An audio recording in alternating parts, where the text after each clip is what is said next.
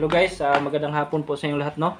Sa lahat po ng mga viewers namin, no? Solid supporters po namin, magandang hapon po sa inyong lahat dyan. No, Luzon, Visayas, Mindanao, saka OFW, magandang hapon po sa inyong lahat dyan, no? Ma'am, sir. Ayan po, no? Ako po yung nagano po ngayon sa inyo, nag-update. Kasi may importante po ako na sasabihin po sa inyo, no? Ganito kasi yun guys, nakilala niyo ako bilang hunter, no? Nag-subscribe kayo sa akin dahil ako isang hunter, no, maakyat ng bukid, no, nag ano ng mga tao, nag-save ng mga tao nangailangan ng tulong. Nakilala nyo ako niyan, no. Kaya guys, no, sasabihin ko sa inyo guys na ano po, na titigil na po ko sa sa pag-akyat ng bundok. Natatakot po ako guys, no, sa decision ko po ito na magtigil ako sa sa paghunter. Baka po wala nang sumusuporta sa akin, no. Nakita ko kasi guys sa sa mga video ng mga hunter na sobrang delikado na po doon. Ayaw ko rin masali sa kanilang gulo.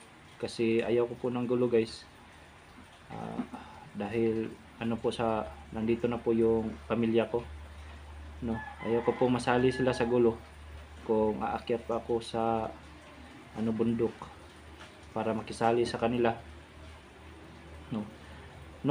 Kinakabahan ako guys, sobra po. Baka ako ng ibang content, wala nang sumusuporta sa akin. Baka hindi na kayo sumusuporta sa akin pag ako ng ibang content. Mag-iba ako ng ibang content guys, no. Natakot ako guys, baka hindi na ako ninyo suportaan sa gagawin ko. Sige guys, nag-usap kasi kami ni Joe guys. Ayun guys, Joe, halika dito Joe. Ayan, nag-usap kasi kami ni Joe kanina guys. Ayun guys, Joe, sa ko. Hindi mo na ako daw aakyat sa sa bundok. Hindi muna kasi po, napanood po namin yung mga video ng ibang mga hunter. Sobrang delikado po. Natatakot po si Marex sa magiging mangyayari sa kanya. Kasi nag-usap kami kanina, sabi niya sa akin na ang plano daw niya na mag-iba ng content. Sabi niya sa akin, pero natatakot daw siya, kinakabahan daw siya na baka kung gagawin niya yun, baka daw wala nang manonood sa kanya, kasi daw minahal daw siya ng mga subscriber niya bilang isang hunter. Kung mag-iiba siya ng content, baka daw wala nang manonood. Kaya natakot siya, kinakabahan siya, pero wala siyang magagawa kasi mas delikado kasi yung yung buhay sa bundok. Baka daw masali siya sa gulo. Sabi ko sa kanya, mag-video ka na lang, mag-upload ka na lang, kausapin mo yung mga subscriber mo na yan yung plano mo, para rin malaman mo kung mga nila, mga reply nila sa iyo. Mga comment niyo po guys, kung papayag ba kayo guys. Kasi yung plano niya, sabi niya sa akin, gusto niyang mag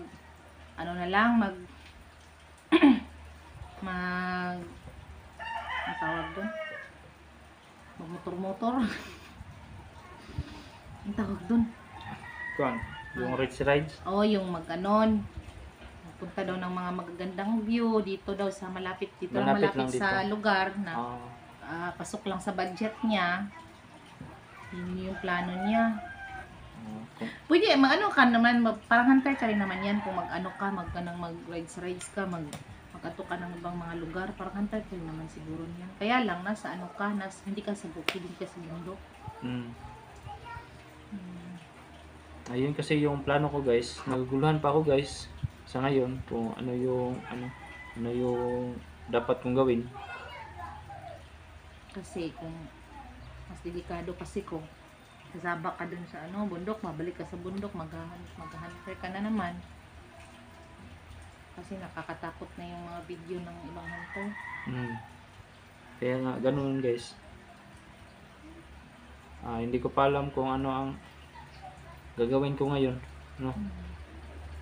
Ah, Hindi pa niya alam kung ano yung talaga yung gagawin niya.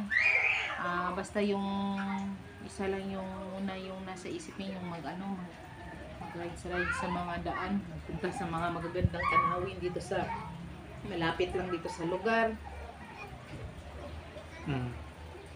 yung magandang view. Yun po yung nakatakutan kasi po ni Idol.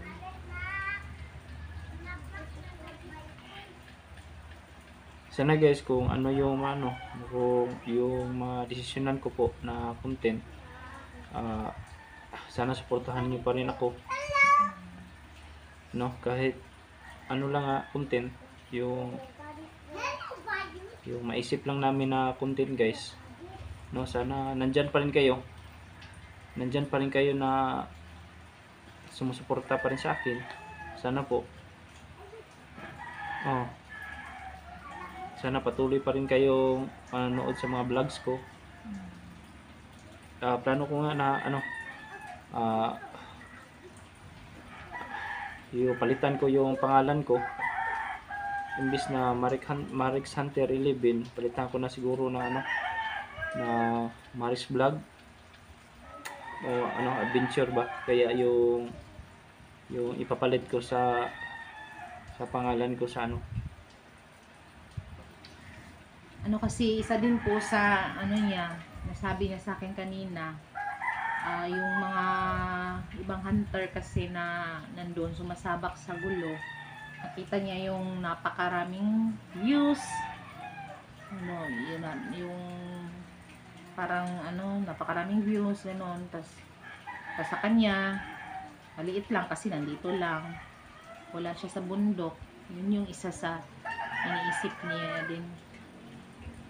Paano kung mag-iba na talaga siya ng gagawin, baka mas lalong bababa yung niya, yung mga views niya. Yun yung sabi niya sa akin kanina. So guys, kaya nga kinakabahan ako, natakot ako na kung hindi na ako mag-hunt, baka lalong bababa yung mga views ko po. Tapos kung pupunta naman siya doon, sasabak naman siya doon, mas lalong delikado. Buhay niya yung kapalit. Guguluhan pa ako guys, no? Hindi ko pa alam kung anong dapat gawin.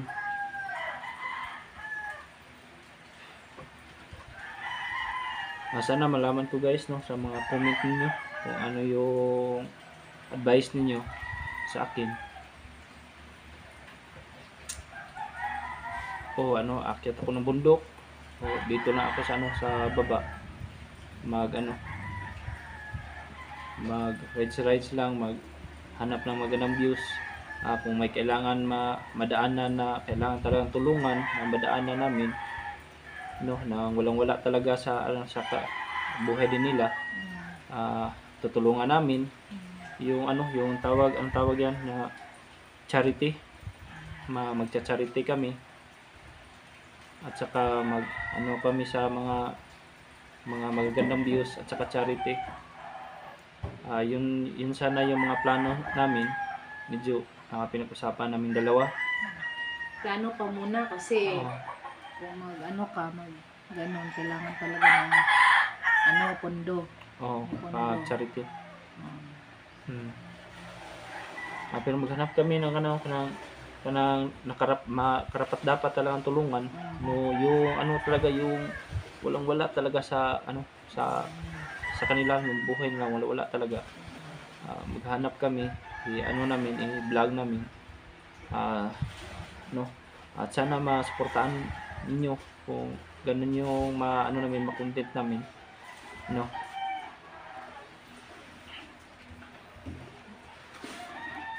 Sana mag-ano kayo guys, na mag-advise kayo sa akin, no? Kung anong dapat talaga namin gawin. Kasi pinag-usapan na namin ni Joe ito. No, kasi sobrang delikado na kasi sa bundok guys.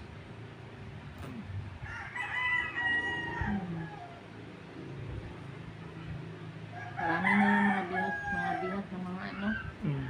mga hunters. Marami nang nabibihag. Nakita ko yun sa video na pinasok sa bahay. Mm. Nakakatakot po, natatakot po kami para din sa buhay ni Bok at ni Angel.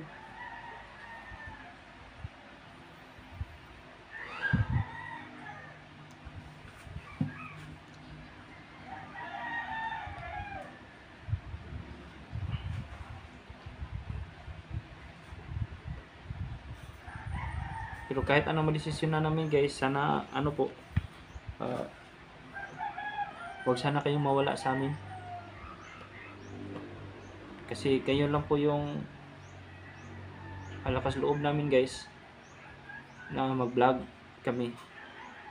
Kasi kung wala kayo, sa totoo lang guys, no, kung wala kayo, walang kwenta yung mga uploads namin. Yung mga vlogs namin, wala pong kwenta kung wala kayo guys. Kaya napapasalamat kasi ako guys, no, nandyan kayo na sumusuporta sa amin palagi. Nandyan kayo palagi na tumitingin. Ang iba nga pasalamat nga kami sa iba na palaging naghingi ng update. Oh, grabe yung papasalamat namin. No, kahit hindi pa kami kahit nag-edit pa kami. Oh, may nag-chat na sa amin, may nag-text na sa amin na update. Pasalamat kami yan guys. Sobrang salamat po namin kasi may nagmamahal talaga sa amin. No? Salamat talaga sa inyo. Kaya mag-iba ako ng content guys, no? Ang hiling ko lang sa inyo guys na suportahan niyo ako sa content ko po. No, kahit hindi na ako hunter, no, hindi na ako aakyat ng bundok. Sana andyan pa rin kayo, no? Guys, sana po andyan pa rin kayo. At saka yung ano, ang Lex, yung sabi ni, may nag-message kasi, may nag-comment kasi sa sa upload mo na yung ampon ni, Oo, pinakita ko na kay Joe yun. hindi po yun si Isabel. Hindi po sabihin. Pinakita ko na po kay ano yun. Oh, hindi po. Hindi po. Sana guys, no, supportahan niyo po rin ako kahit mag-charity lang ako. Kahit mag-rides lang ko. Maghanap ako ng mga gandang views para may upload ko po, para may pakita ko sa inyo. Mag-charity ako para may upload ko po sa inyo guys, makikita ko sa inyo. No, sana nga iyan na video guys. Sana suportahan niyo ako guys. No, sana kayong lahat, mahal na mahal ko kayo. Huwag kayong mawala sana sa akin. Sa amin, huwag sana mahal na mahal ko kayo. Sa pagsimula ko lang nitong pagbablog ko guys, hanggang ngayon guys, andyan kayo, nakasubaybay, nakasuporta palagi sa akin guys. Kaya malaking tulong kayo sa akin guys. Doon yun, malaking tulong kayo sa akin. No, hindi ko maabot ito kung wala kayo. Yan po yung totoo guys, no. Mag-alala nga ako kung hindi ako maka-upload na isang araw. Wala ko kasi wala akong ipakita sa inyo. Taga-araw talaga may kailangan may i-submit ako para makita ninyo guys. Kasi may iba kasi na ako lang ang pinapanood. Nagsabi sa akin na ikaw lang yung pinapanood ko, idol, yung update naman, no. Salamat talaga ako sa inyong lahat. Salamat ako.